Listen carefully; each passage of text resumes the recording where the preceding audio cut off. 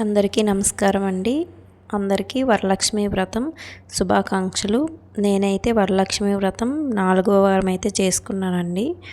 3వ వారం నాకైతే కుదరలేదు, అందుకని 4వ వారం అయితే చేసుకున్నాను.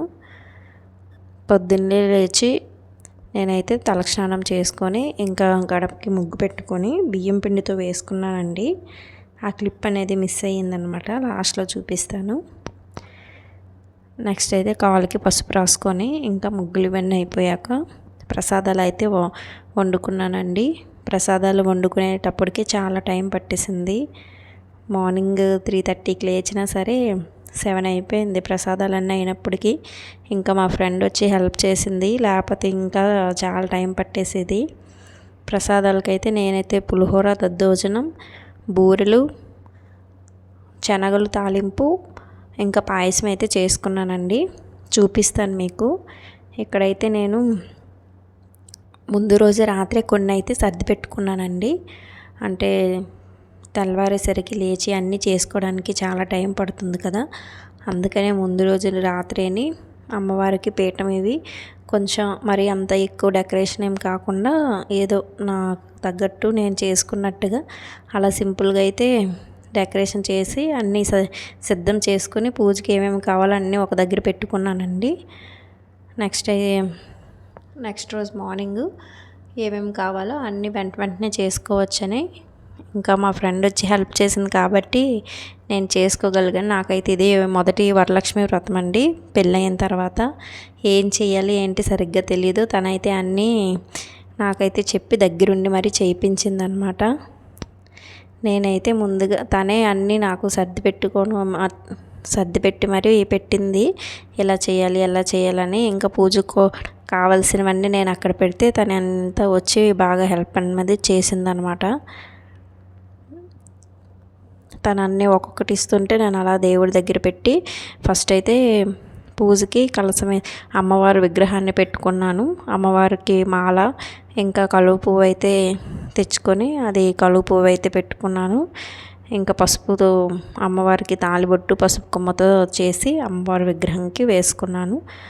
కలసం కింద కొంచెం బియ్యం వేసి కలసంలో ఉన్న కొంచెం నీరు, గంగాజలము, ఒక రాగి కాయిన్, ఇత్తడి కాయిన్, లేకపోతే ఇప్పుడు నార్మల్ కాయిన్ ఉంటుంది కదండి, కాయిన్ వేసి అక్షింతలు, పసుపు, కుంకుమ వేసి దాన్ని కొబ్బరికాయనైతే పెట్టుకొని కొబ్బరికాయకి పసుపు కుంకుమ పెట్టుకొని ఇంకా జాకెట్ పీసు, గాజులు, నా దగ్గర ఉన్న గోల్డ్ వేసి అమ్మవారికి పువ్వు పెట్టుకొని పూజకి అన్నీ సిద్ధం చేసుకొని పూజలో అయితే కూర్చున్నామండి. ఇలాగ నేను మా ఆయన కలిసి అయితే ఫస్ట్గా దండం పెట్టుకొని దీపం అయితే వెలిగిస్తున్నాను. నేను ఒకటి, మా ఆయన ఒకటి అయితే వెలిగించి ఇంకా అమ్మవారికి వాయనం అన్నీ పెట్టుకున్నానండి. ఇంకా ప్రసాదాలు చెప్పాను కదండి 5 రకాలు చేసుకున్నాను. 5 రకాలు అయితే ప్లేట్లో పెట్టి అమ్మవారి దగ్గర ఉంచుకున్నాను. పువ్వులు అన్నీ అమ్మవారికి అయితే పెట్టుకుంటున్నానండి. ఇంకా అమ్మవారి బుక్ అయితే ఫస్ట్ ఓపెన్ చేసి ముందు ఏ పూజ చేసినా గణపతికి చెయ్యాలి కదండి, ఆ విఘ్నేశ్వరునికి అయితే పూజ చేసుకొని ఇంకా గౌరీమాతకి కూడా చిన్నగా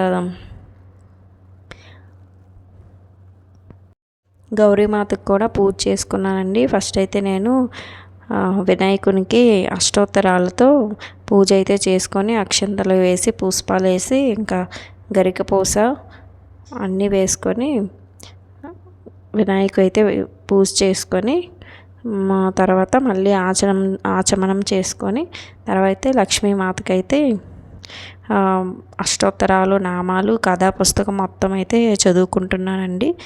కథా పుస్తకం మొత్తం చదివాను, చాలా టైమే పట్టింది, చాలా ఓపికగా.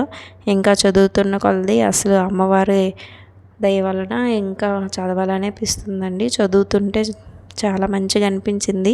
ఇంతకుముందు నేను ఎప్పుడు చేయలేదు కాబట్టి నాకు అంతగా తెలియలేదు, కానీ నేను చేస్తుంటే మాత్రము ఎంత మంచిగా అయ్యిందంటే ఫస్ట్ టైం అయినా సరే తెలియకుండా చేశాను, కానీ చాలా బాగా అయితే జరిగిందండి. నాకైతే చాలా హ్యాపీగా అనిపించింది.